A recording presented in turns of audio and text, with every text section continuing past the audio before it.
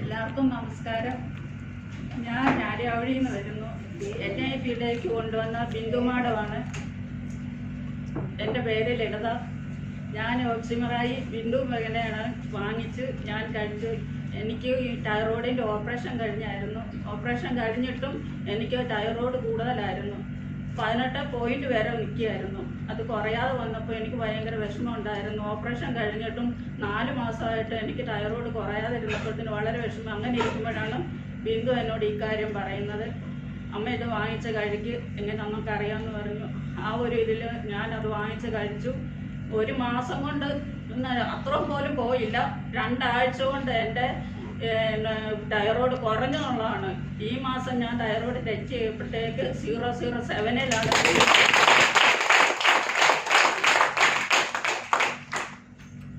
അതെനിക്കൊരു വളരെ